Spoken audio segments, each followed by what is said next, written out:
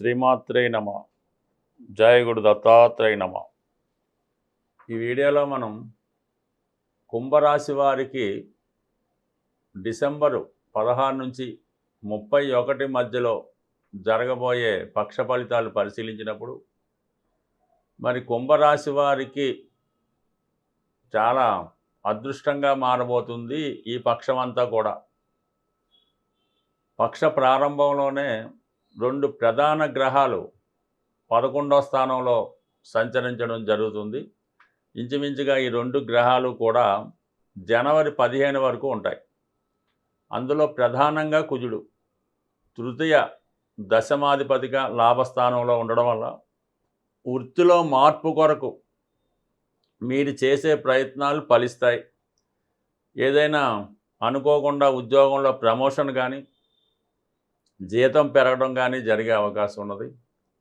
అలాగే ధైర్యంతో కొన్ని నిర్ణయాలు తీసుకోవడం వల్ల, సాహసంగా నిర్ణయాలు తీసుకోవడం వల్ల కొంత లాభం, అంటే మీరు ఏదైతే రాదు అనుకుంటారో అది ఈ సమయంలో రావడం జరుగుతుంది. గతంలో పోగొట్టుకున్నది ఏదైనా తిరిగి సంపాదించుకునే అవకాశం ఉంది. అది ఒక స్థిరాస్తి కానీ, ఒక స్నేహం కానీ, ఒక రక్త సంబంధం కానీ తిరిగి కలుసుకునే అవకాశం ఉంటుంది. అనూహ్యంగా మీ చిన్ననాటి స్నేహితులు, అన్నదమ్ములు, రక్త సంబంధులకులో మీకు సహకరిస్తారు. మీ అభివృద్ధికి తగు విధంగా సలహాలు ఇస్తూ మీ వెనక వారు నిలబడి మిమ్మల్ని ముందుకి తోసే ప్రయత్నం చేస్తూ ఉంటారు. అంటే విజయం వైపు అనుకుందాం. ఇక రవి అష్టమాధిపతిగా రవి లాభస్థానం ఉండడం వల్ల మనం ఊహించిన దానికన్నా అదనపు లాభం వస్తూ ఉంటుంది. మనం ఏదో ఒకరికి అప్పు ఇవ్వాలని, అప్పు తీర్చాలని వెళ్తే వాడే తిరిగి మీకు అప్పు ఇవ్వడం కానీ, తిరిగి రిఫండ్ ఇవ్వడం కానీ జరిగే అవకాశం ఉన్నది. అంటే ప్రభుత్వం నుంచి ఏమైనా రిఫండ్స్ రావాల్సి ఉంటే రావడం కానీ, ఒక ఆకస్మిక ధనలాభం కానీ, ప్రభుత్వ పథకం అనుకూలంగా రావడం కానీ జరిగే అవకాశం ఉంది. అంటే మీ స్థాయిని బట్టి ప్రభుత్వ సహకారం లభిస్తుంది. ఒక ఆకస్మిక ధనలాభం రావడం జరుగుతుంటుంది. ఆర్థిక పరంగా అనుకూలంగా ఉంది. అంటే కుజుడు అలాగే రవి ఇద్దరు కూడా ప్రభుత్వ సంబంధించిన గ్రహాలు అవ్వటం వల్ల అటు కొన్ని డిపార్ట్మెంట్లకు కుజు, కొన్ని డిపార్ట్మెంట్లకి రవి కారణం అవుతుంటాడు. కాబట్టి ఒక విధంగా మీకు ఒకేసారి స్టేట్ అండ్ సెంట్రల్ గవర్నమెంట్ సహకరించే అవకాశం ఉన్నది. అది మీరు ఉపయోగించుకునే దాన్ని బట్టి ఉంటుంది. ఇక శుక్రుడు కూడా మీకు, శుక్రుడు యోగకారకుడు, మరి చతుర్థ భాగ్యాధిపతిగా దశమ స్థానంలో ఉండడం వల్ల వృత్తిలో స్త్రీల సహకారం పెరుగుతుంది. అలాగే కంఫర్ట్స్ పెరుగుతాయి. మరి ఆ శుక్రుడు కూడా డిసెంబర్ 20న 11వ స్థానంలోకి రావడం వల్ల ముందుగా ఏంటంటే మీకు వాహన లాభం కానీ, గృహ లాభం కానీ జరిగే అవకాశం ఉంది. స్త్రీ లాభం కూడా జరిగే అవకాశం ఉన్నది. భాగ్యాధిపతిగా లాభస్థితి అవ్వడం వల్ల అదృష్టం, అంటే మీకు కాకపోతే మీ సంతానానికి, అంటే మీ స్త్రీ సంతానానికి లాభం కలిగే అవకాశం ఉంది. విదేశంలో ఉన్నటువంటి మీ సంతానం మీకు సహకరించడం కూడా జరుగుతూ ఉంటుంది. అయితే బుధుడు దశమస్థాన సంచారం వల్ల అంటే వృత్తిలో మార్పు కొరకు చేసే ప్రయత్నాలు చేస్తూ ఉంటారు. ప్రస్తుతం ఉన్నటువంటి ఆదాయంతో పాటు అదనపు ఆదాయం కొరకు చేసే ప్రయత్నాలు చాలా వరకు ఫలించే అవకాశం ఉంది ఈ రాశి వారికి. అంటే మొత్తం మీద ఈ నెమ్మదిగా సంచరించే గ్రహాలు, తొందరగా ఫలితాన్ని ఇచ్చే గ్రహాలైనటువంటి రవి, కుజ, శుక్ర, బుధ మీకు అనుకూలంగా మారడం, ఇవన్నీ కూడా ప్రస్తుతం ఈ కుటుంబ స్థానంలో సంచరిస్తున్నటువంటి శని భగవానుడు పెట్టే ఇబ్బందులకి కాకుండా ఇవి సహకరించడం వల్ల కొన్ని కుటుంబ సమస్యలు, ఆర్థిక సమస్యలు నుంచి చాలా వరకు బయటపడతారు. అలాగే మీరు ప్రస్తుతం వేరే ప్రాంతంలో ఏదైనా ఉద్యోగ ప్రయత్నం చేస్తున్నా, లేదంటే వేరే కార్యక్రమాల కొరకు దూర ప్రాంతం వెళ్ళాలనుకున్నా ఆ ప్రయత్నాలు చాలా వరకు ఫలించడం జరుగుతూ ఉంటుంది.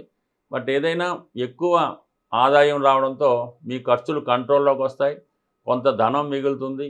ఆ ధనంతో మీరు కోరుకున్న విధంగా పాత బాకీలు తీర్చడానికి అది ఉపయోగపడే అవకాశం ఉంది.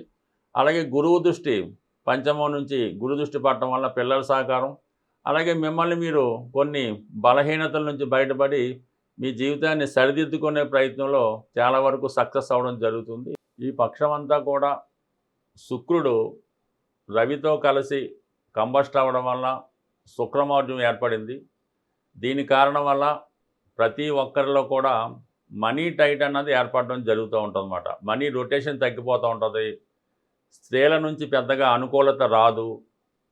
అది కుటుంబంలో స్త్రీలకు ఏదో హెల్త్ ప్రాబ్లమ్స్, ఇలాంటి ఇబ్బందులు వచ్చే అవకాశం ఉన్నది. దీని నుంచి మీరు బయటపడాలంటే ప్రతి ఒక్కరూ కూడా శుక్రగ్రహాన్ని ఇంప్రూవ్ చేసుకోవాలంటే లక్ష్మీ అమ్మవారిని పూజించవలసి ఉంటుంది. అందుకని మీరు వీలైతే శుక్రవారం, మంగళవారం ఏదైనా లక్ష్మీ అమ్మవారి ఆలయంలో సందర్శించి ఒక తాజా అయినటువంటి ఫ్లవర్స్ గులాబీ పువ్వులు, ఒక 6 గులాబీ పువ్వులు అమ్మవారి ఆలయంలో సమర్పించడం మంచిది. అలాగే దానిమ్మ పళ్ళు ఎటువంటి మచ్చ లేకుండా చాలా పరిశుభ్రంగా రౌండ్గా ఉన్నటువంటి దానిమ్మ పళ్ళు స్త్రీలకి, ముత్తైదువుగా ఉన్నటువంటి స్త్రీలు, లక్ష్మీ కళ ఉట్టిపడుతున్నటువంటి స్త్రీలకు 6గురికి ఈ దానిమ్మ పళ్ళు మీరు బహుమతిగా ఇవ్వడం వల్ల ఆర్థిక సమస్యల నుంచి బయటపడతారు. అలాగే వివాహపరంగా స్త్రీల నుంచి ఉన్న సమస్యలు కూడా మీకు సాల్వ్ అవడం జరుగుతూ ఉంటుంది. అంటే దీనితో పాటుగా మీరు శ్రీ సూక్తం కానీ, లక్ష్మీ స్తోత్రం కానీ, కనకదార స్తోత్రం కానీ పారాయణ చేయడం వల్ల ఫలితం మరింత ఎక్కువ అవుతూ ఉంటుంది. దీంతో పాటుగా మీ కుటుంబంలో ఉన్నటువంటి స్త్రీలకి, మీ ఆడపడుచు, భార్య ఎవరైనా సరే వారికి ఇష్టమైనటువంటి వస్త్రాలు కానీ, నగలు కానీ, అలంకరణ వస్తువులు కానీ వాళ్ళకి బహుమతిగా ఇవ్వడం వల్ల కూడా మీకు లక్ష్మీ కటాక్షం లభించే అవకాశం ఉన్నది.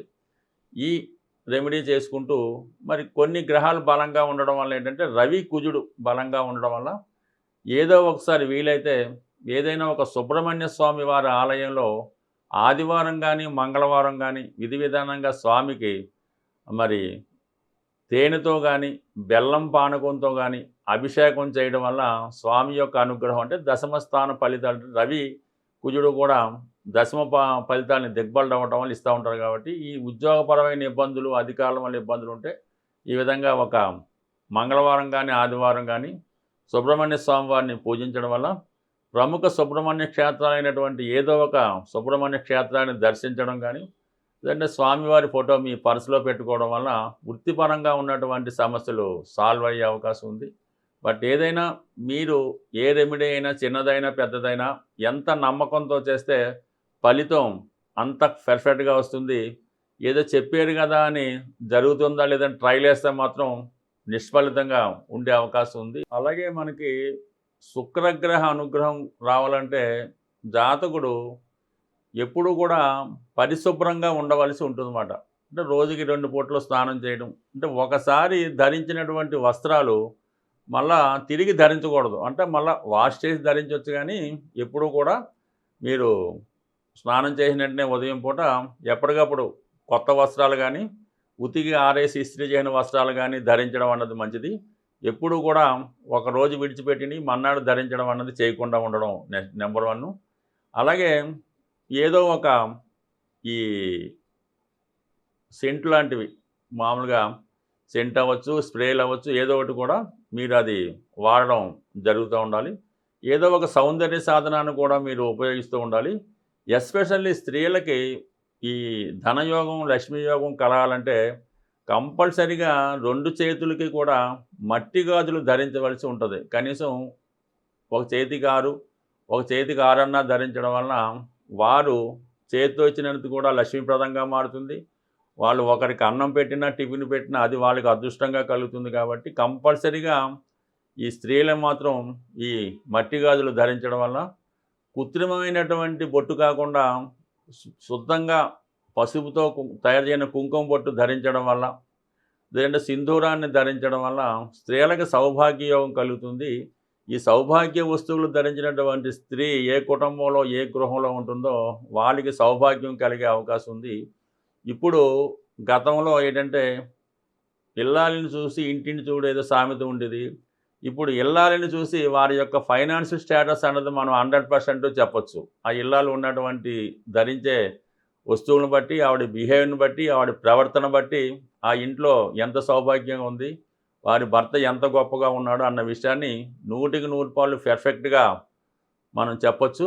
బట్ అలాగే ఒక అదృష్టం కలగాలంటే ఈ చిన్న రెమెడీ, అంటే మీ భార్యని ఏ లోటు లేకుండా బాగా సౌందర్యంగా, అలంకరణగా, లక్ష్మీకళ ఉట్టిపడేలాగా వస్తే అది మీ భార్య అవ్వచ్చు, మీ సంతానం అవ్వచ్చు, మీ మదర్ అవ్వచ్చు, ఎవరినన్నా ఈ విధంగా మీరు మీ గృహంలో ఉన్నట్టు చూసుకుంటే కంపల్సరీగా ఆ గృహంలో లక్ష్మీ యోగం అన్నది 100% ఉంటుంది. ఎట్టి పరిస్థితుల్లో కూడా కుటుంబంలో అప్పుడే పుట్టినటువంటి చిన్న ఆడపిల్లను కానీ, పెద్దవాళ్ళైనటువంటి అమ్మమ్మలు కానీ, ఏ స్త్రీ అయితే మీ కుటుంబంలో దుఃఖంతో కానీ కన్నీరు కారిస్తే మాత్రం ఆ కుటుంబానికి ఒక 40 రోజుల పాటు ఇబ్బందులు అన్నవి తప్పనిసరిగా ఉంటాయి. చాలామంది ఇంట్లో ఉన్నటువంటి ఆడపిల్లల్ని హింసించడం, కొట్టడం, ఇబ్బంది పెట్టడం చేస్తూ ఉంటారు.